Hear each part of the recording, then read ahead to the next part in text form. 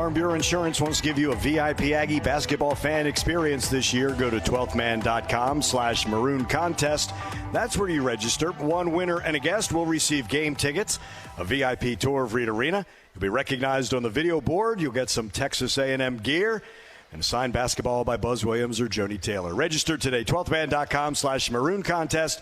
Texas Farm Bureau Insurance is a proud partner of Texas A&M Athletics. It is the Buzz Williams Show, and we are at Rudy's, 504 Harvey Road here in College Station. We do this one more time, so it allowed me to share one of the photos. I don't know if I have it on my iPad. I have to look it up. I'm going to have to find it. I was able to share that one photo. It's one of my favorite photos of Buzz. It's Buzz wearing Manny Obaseki sunglasses during CEO Day. The other thing that you guys know that I do is I collect extra Buzz sound bites, or things that either we use that I really liked from pregame interviews or something that he has shared in some of his press conferences. And it was just a couple of weeks ago. He shared a story that I'd like to share with you all. It's Buzz Williams on roles, responsibilities, and growth. Geff was telling me Monday morning when we were training, he said, Coach, I don't know how to describe how you define everyone's role within the program. And I go, I don't really follow what you're saying. He said, well, I was a coach for 17 years before you hired me. And the way you define everyone's role, the manager, the coach, the helper coach, the sub, the starter, the best player, the worst player, I don't know how to articulate that, but I think that that's why we always get better. And I go, well, I don't really say it. He goes, I know, that's why I don't know how to articulate it. He goes, it's just the relationship that you have with each person. And as time goes, they bend towards this is how you can help us, but they want to help, and that's what is rare.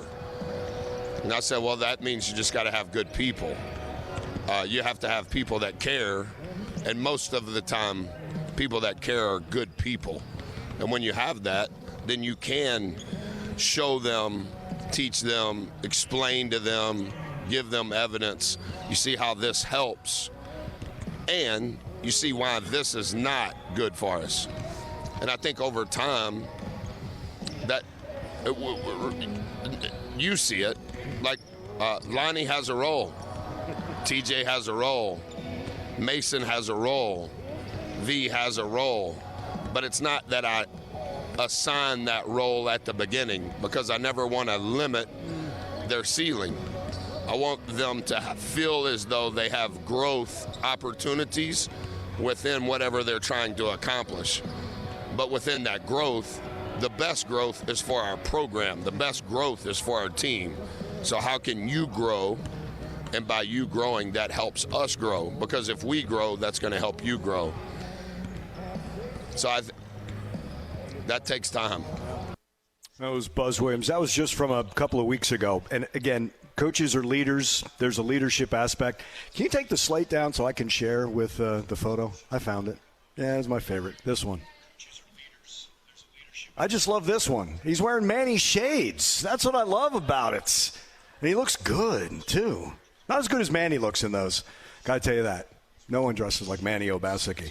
That was one of the things I saved. I've saved one more. I'm not going to play that now, Kelly, right now. But there's one more. It might be the one that was the most viral that Buzz Williams talked about. This is our last show of the season, so I got to get these all out, because if I don't share them with you and with Buzz, I got to share them with Schloss or with Joni or with Mike Elko, because I do that with the coaches that I get to be around. So we'll have more of the Buzz Williams Show when we return to Rudy's, 504 here, College Station. This is Aggie basketball from Learfield.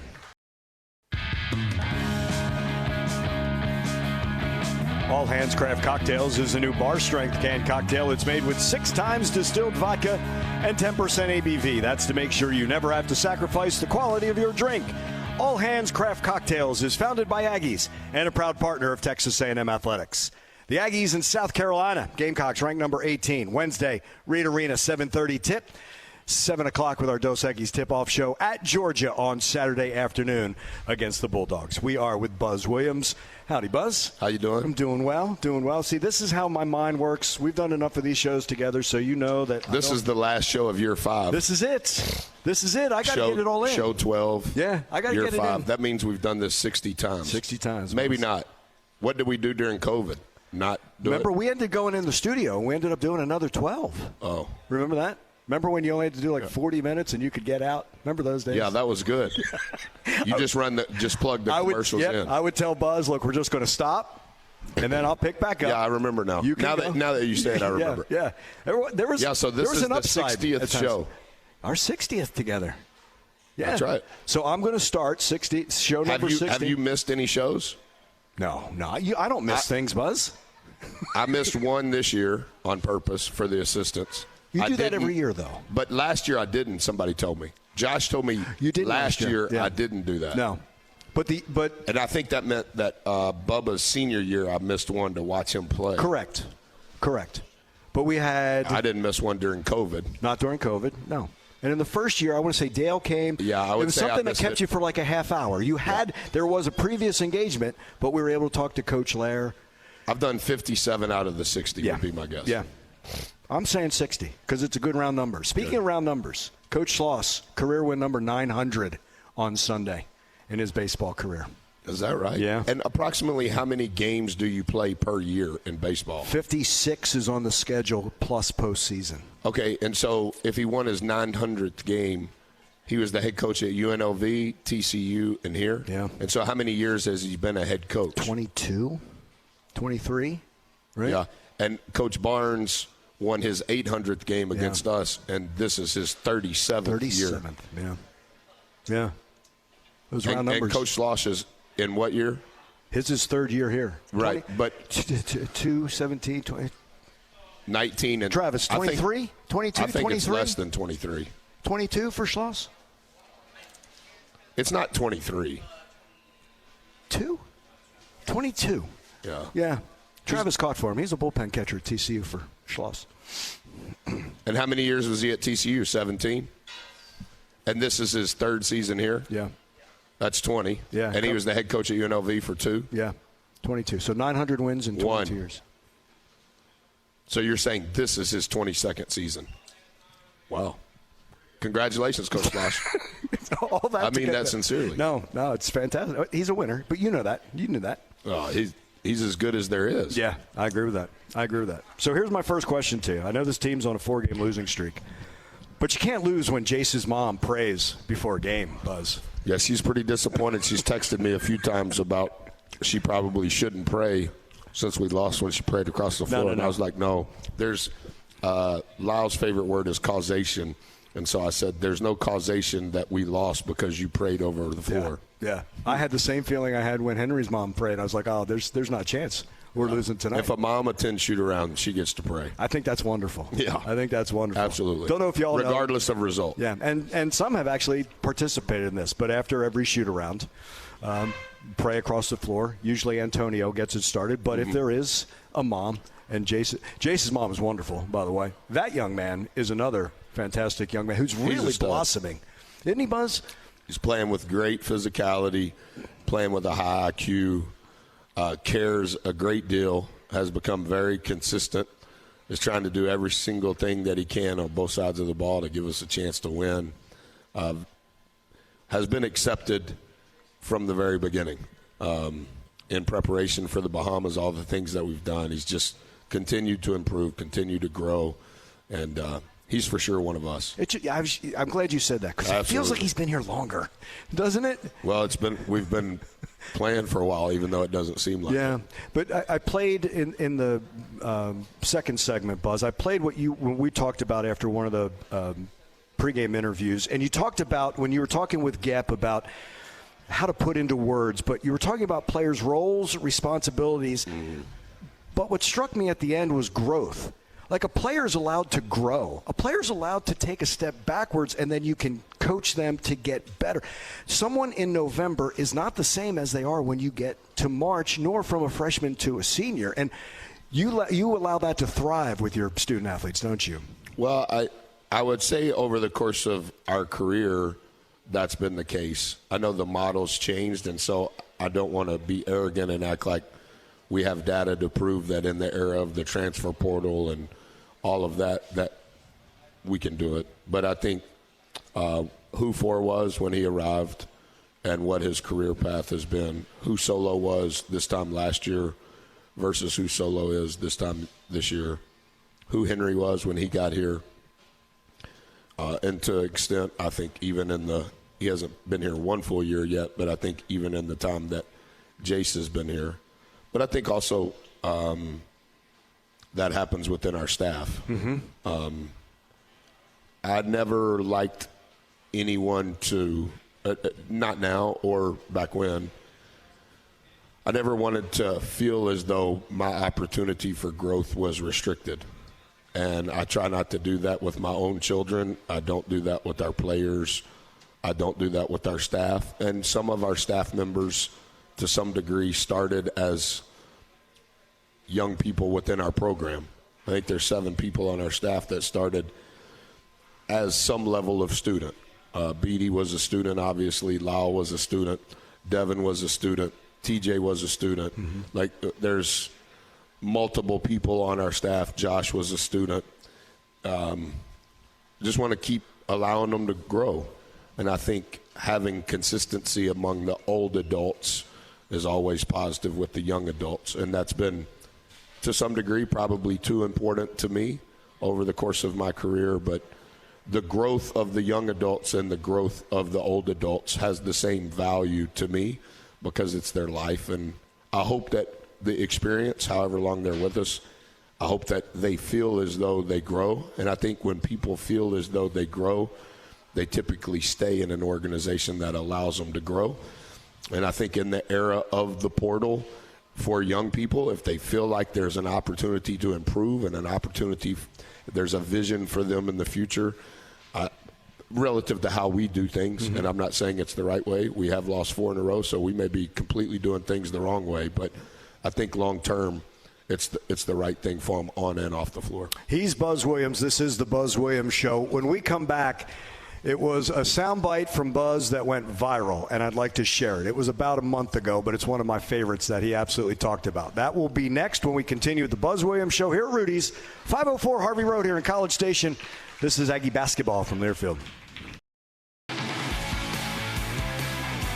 We roll on with the Buzz Williams Show from here at Rudy's, and as promised, this is my favorite soundbite from Buzz. And really, I don't like to say soundbite because it doesn't give it enough weight and enough heft. But it was during one of our media availabilities, and Jace Carter was one of the student athletes who spoke, and Jace was talking about what it's like to be here as opposed to playing at Illinois Chicago at UIC. And he talked about how much respect he has for the staff and what he has for Buzz Williams.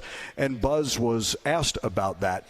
Here's the answer. This is Buzz Williams on relationships. Well, that's nice. I love them. And I hope they make every basket. And if they don't, I love them. And I want them to do good because it's important to them. And I want to do good because it's important to all of us. But someday I won't coach, and someday I won't play. And I've kind of reached the threshold in my life that early in my career, I think I wanted to prove that I could coach. And what you would say about me, or what Brent would tweet about me, or what the message boards at TexAg say, or the local paper, I wasn't always nice to those guys. I was never mean. I never had an emotional outburst. But I always, at times, I think I had an edge because I was trying to prove maybe things that I thought mattered, that now that I'm older, they don't matter. And I want Texas A&M to do good. And I want a lot of people to come to the games, and I want basketball to be important at Texas A&M, and I would like to participate in consecutive NCAA tournaments and win a game in the tournament, and all of those things. I think my drive is still in place, but at the real core of it, I don't care what the opinion of others is anymore. And that's been liberating in many respects. And it's so hard because you're just media availability, ESPN, SEC Network. Hey, we want to talk to you. What about the game? What are you going to do? And what about this? And that guy's good, and this guy's good, and he's not playing good. And you can't make a shot. And, like, I understand. And I'm not complaining at all. I'm living a dream better than I deserve. But I want to have a real relationship with those in our group. And someday we're not going to be playing and coaching, and I want them to know I always told them the truth and that I was always trying to help them improve their life. And can we use ball to be a microcosm of life? And I'm not trying to be holier than thou, and I'm not saying I have all the answers, and I'm not trying to be motivational. I'm not trying to be inspirational. I'm not trying to be coach of the year. No, just in my heart, I love Jace. I love what he's about. I love that he tries real hard. I love that he was one of 7 and kept trying. I like that because I'm a 1 of 7 coach.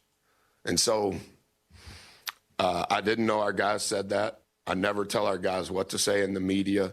We don't hire media trainers. I don't bring in people and pay them and say, talk to them and let them know how to talk to you guys. No, tell the truth.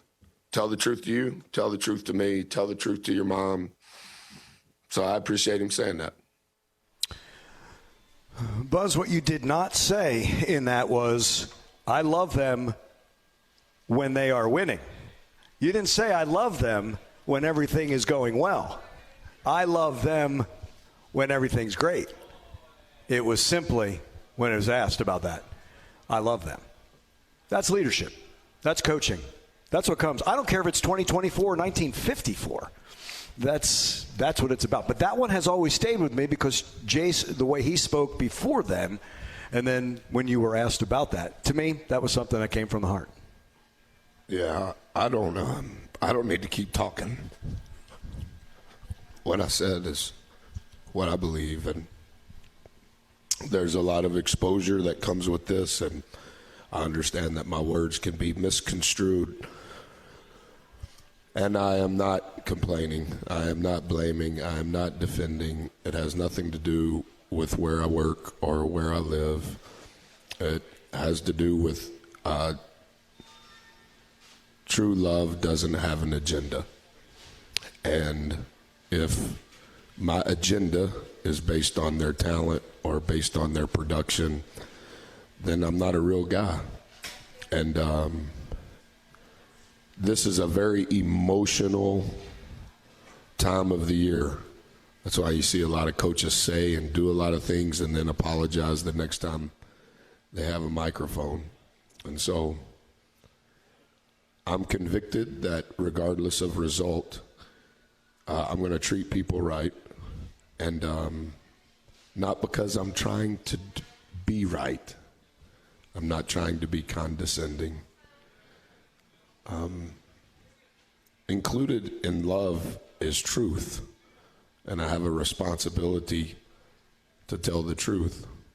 And I try to do that with you, and I try to do that with our team. I try to do that with our staff, and I'm completely responsible for the results.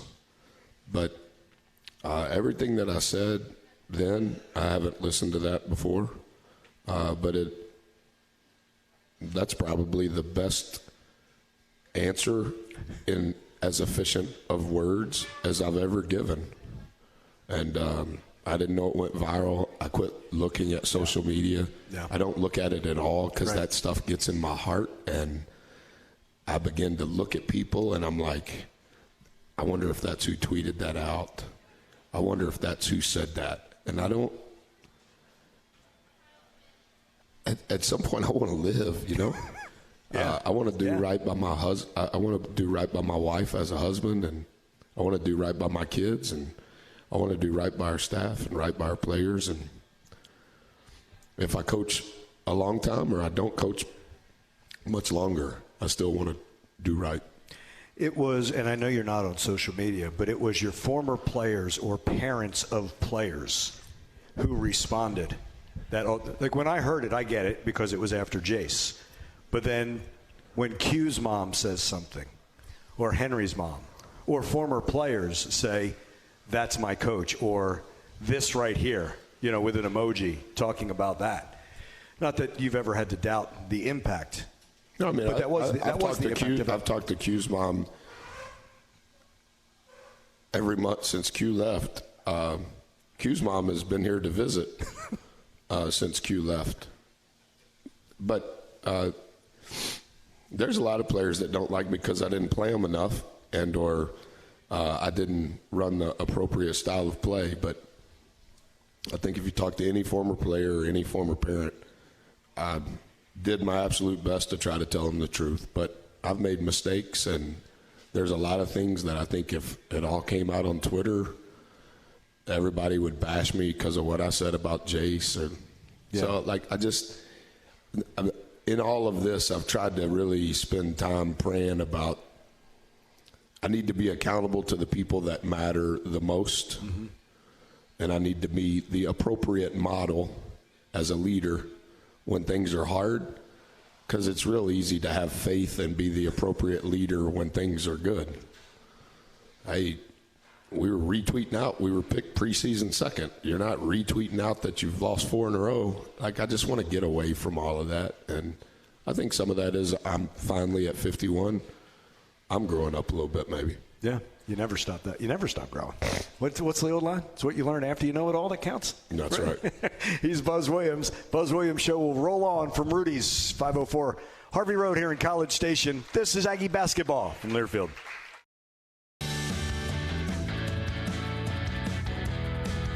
Howdy, Ags. Andrew Monaco here, inviting you all to visit Costa Vida Fresh Mexican Grill. Baja-style Mexican, made from scratch daily. Serving breakfast, tacos, lunch, and dinner. Aggie-owned and operated. That's our friend Holly in South College Station. We continue with the Buzz Williams Show from here at Rudy's. It is question time for Buzz.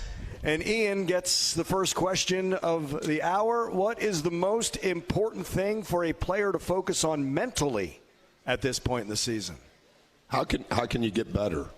I think a lot of times if you play to the expectations of others, if you get lost in, well, so-and-so won and such could win, and who's their next game, and what if we do this, and what if we do that, I think that's okay if you're in the media or you're on the selection committee. But I think the thing that you should concentrate on as a player is what can you do today in the film room? What can you do today in skill work? What can you do today in the weight room? What can you do today in practice relative to the upcoming game? But what can you do to get better? And I think when you're consumed with individually getting better, regardless of if you're the defensive coordinator or the video guy, and the whole program is in that mode of operation, I think you have a chance to continue to improve. I think a lot of teams lose themselves in things that they can't control. And it's best, whether you're in season or out of season, to some degree what I am saying is not time specific. I just think that that's how you have to operate. I think that's the competitive character required is results don't determine how you work, and good results and bad results don't emotionally throw you so far off track that you lose your value in regards to, I have to improve. And whatever you were saying to close the last segment, there is no finish line. Yeah, there is no finish line if you're on the path to get better. And we say, when I teach what get better means, there's imposters on your path. And sometimes when we use the word imposters, we think of that TV show where the owner of Subway is in the local Subway dressed up like he's the sandwich maker, but he's really the owner, and he's trying to pay attention to the workers, but the workers don't know that he's actually the owner, and he put on makeup and all of that. That's what we think an imposter is. That is an imposter, but imposters can also be the exact opposite. Hey, you beat Tennessee. 15 days ago, you beat Tennessee, and it was the worst loss of Tennessee's year. Oh, we made it. No, that's an imposter. Yeah. Because since then, we haven't won. Now how have the last 15 days of your life been? Oh, it's heavy. Oh, we were in the tournament. Now we're not in the tournament. Now we got to play our way back in the tournament. Yeah, but if you give in to the emotional latitude that your life, the season, the business, your business, our business gives, then the imposters are what you're chasing after.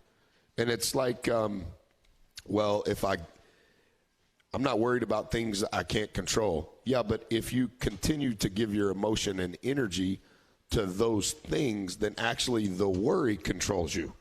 You're saying you can't control it. Yeah, but if the worry then controls you, then you can't get better. And is it the burden of, well, so-and-so said this and such said this and you were this and you were that and so on. And to a degree, that's why I just quit. Like the only thing, hey, do you want to hit the Facebook app on your phone? Do you want to hit the Twitter app on your phone? Do you want to hit the Instagram app? Do you want to hit TikTok? Do you want to hit Snapchat? Do you want to hit Google? No.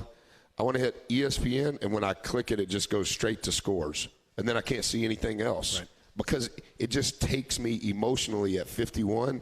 Now, what can I do? How can I improve? And I think whether you're in mid-February or mid-June, I think the competitive character of the elite, they're constantly trying to figure out how the margin can be 1% better. And, like, I've really paid attention to that. Sorry for the long answer, not efficient with my words. I do an 11-week cycle with GEP in the training room, and I do the same cycle our players do. And so it's really hard if you're 51 to keep getting stronger. And so the margins are like negative. You're almost fighting just to stay at the same degree as you get older. So we do an 11-week cycle, and then we take a 4-week period just to give my body a rest, and we do like CrossFit type stuff. And I despise it. I hate every second of it. I'm a jerk to him. Like, I hate it. Getting up my heart rate and just yo-yoing me back and forth. And I'm like, no, I'm trying to lift the weight room.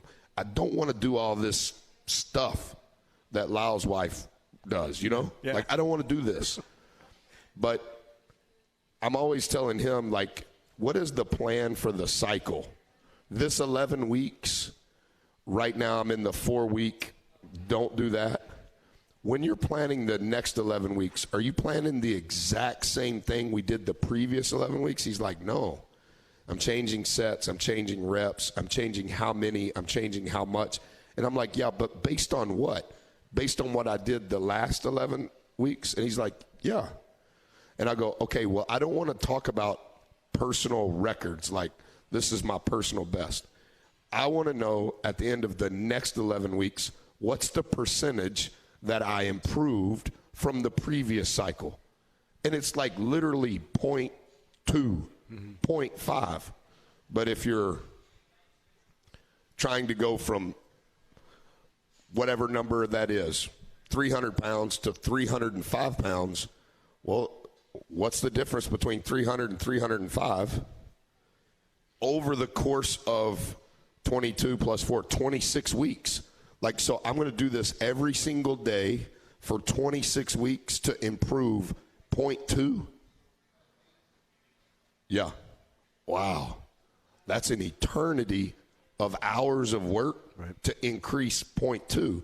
But like as I've gotten to know he and we've become close, like I just want to know the improvement. Right. I don't really want to know the number because I've been in that realm of the number for a long time. So I'm just, oh, you got 0.2 better. Whew. Yeah. Look how hard it is to get 0.2 better. So I think that regardless of time, that would be my answer to Ian's question. Another question for you. We come back to the Buzz Williams Show here at Rudy's. This is Aggie basketball from Learfield.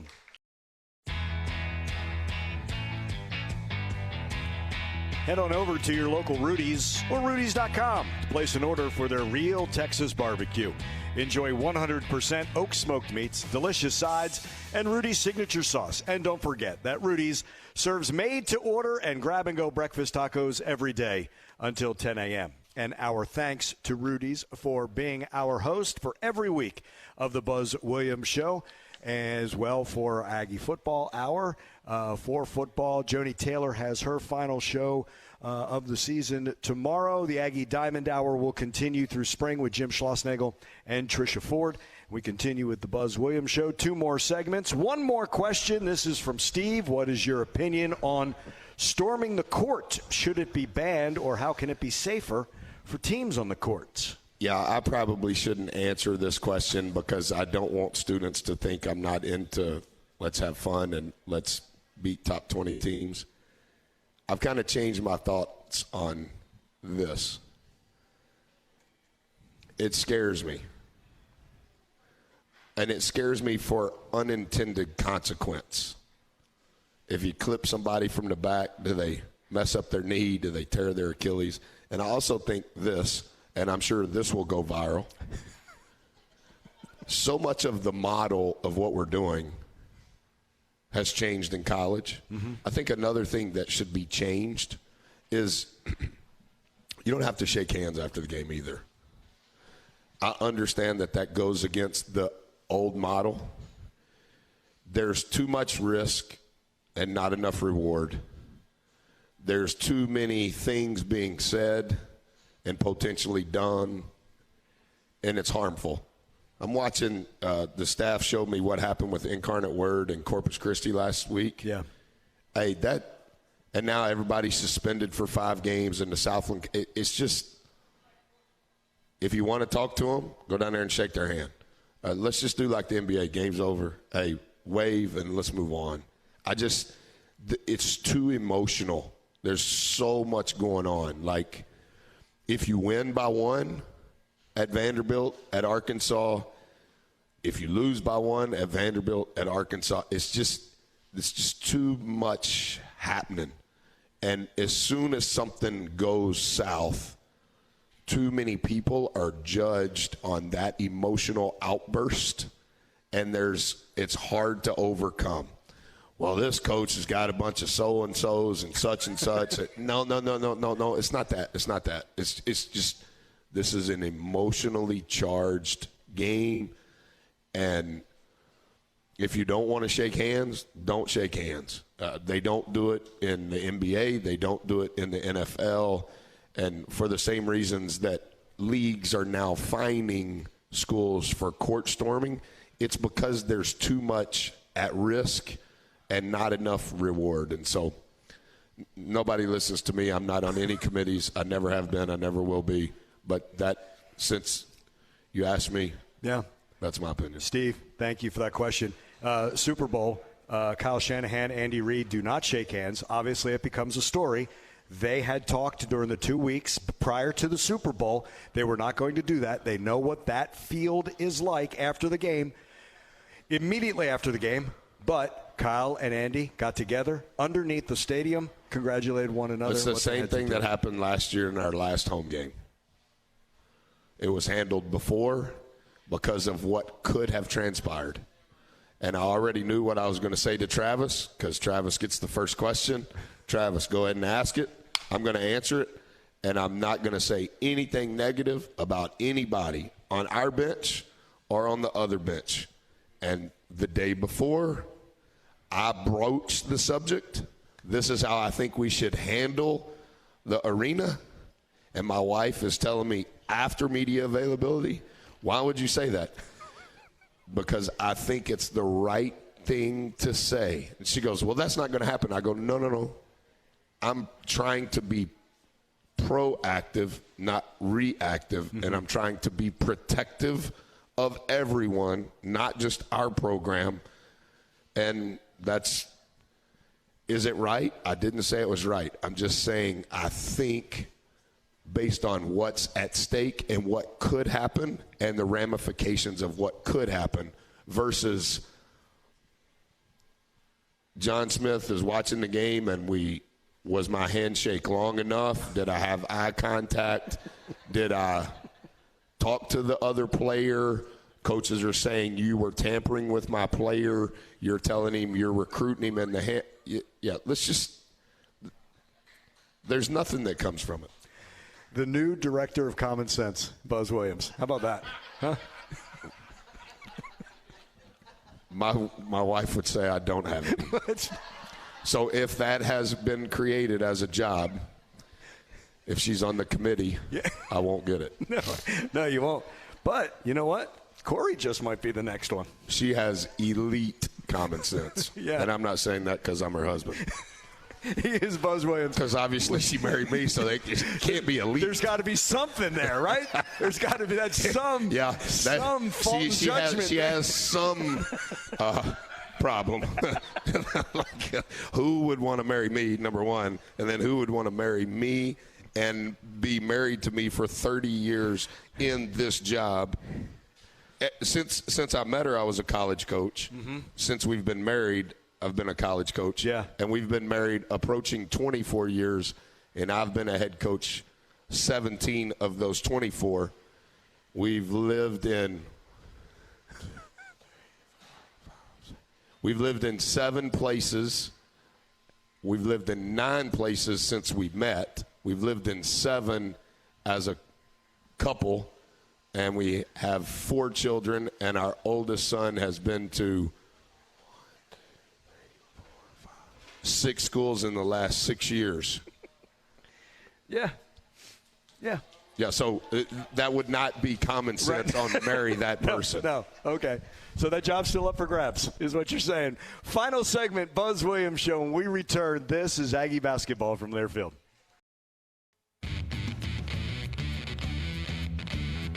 Final segment of the Buzz Williams Show from here at Rudy's. And for every time that we get together for all our shows, my thanks to Kevin Menchow right over there. He is our engineer. When everything goes right, it's Kevin. When everything goes wrong, it's Andrew. Please remember that going forward, as well as Jeanette Menchow. They are the engineers. Tonight it is Kelly Jackson who's producing the Buzz Williams Show in our Learfield studios. Kelly, thank you. I know it's not your first week with us. Always a pleasure. Where's his wife? You. The A-team is stayed home. Yeah, we brought him back to work. Yeah, she's at home. Yeah, she's at home. She's listening. I'm not saying it's her fault, but we had a higher winning percentage when he was here, so maybe this is a good sign. Yeah. Go explain that to Jeanette when you get home. Yeah. That's probably. Does she listen when she doesn't work? I believe so. So I'll get a text her in a second. She'll be texted in no time. This is the thank you portion, Buzz. Okay. And this is from me. Okay. All right. Thank you for the knowledge, the time, more than anything else. These conversations. The information. I appreciate that. I thank you for all the gear and the clothes. I tried to wear something every week. Yeah, you do. That you have given me. Yep. I travel every time, and it doesn't matter the sport. A Buzz's Bunch T-shirt comes with me. Thank you. Every single trip, I get asked that a lot in other cities. For the Buzz's Bunch calendar that came, for the yearbook that you sent, for the quote shirts, the quote cards, all of that. Thank you for allowing me to be part of Team Bus One. It is a joy. And I want to say this publicly. College basketball and college athletics needs more Buzz Williams, not fewer. Yeah, that's very kind of you. I appreciate it. Thanks for the kind words. I appreciate your heart. I would say in your chair it's easy because you hear it from both sides, whether that's the comments on Facebook or however you get your information. I just appreciate your character. The people that I know that listen to you say that you're really good. It's the same with Coach Thornton. I should be more trusting, but I do trust who you guys are as professionals, but that's only because I trust who you guys are as people. And in my world, whether we're good or whether we're bad, whether I'm good, whether I'm bad, I do respect people that I trust in regards to their character. And there's a lot of good people that are talented professionals that I should be more trusting of, but I'm not because I don't trust their person. And I trust your person. I trust Coach's person. And so for you to say that, I know you mean it. And I don't think that you're just saying it because we've lost 4 in a row. And I mean that sincerely. So thank you very much. I appreciate you, my friend. Sir. It is an absolute joy to be around you and your program. He is Buzz Williams. And the Fighting Texas Aggies are at Reed Arena on Wednesday. That is a 7:30 tip against South Carolina, and that will be a 7 o'clock Dos Equis tip-off. If you're in town, try to come to the game. Our guys really appreciate it. They absolutely know that, and it's one thing that team has done.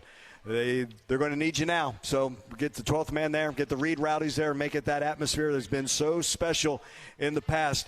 And he's been really good against top 25 teams since he's been here.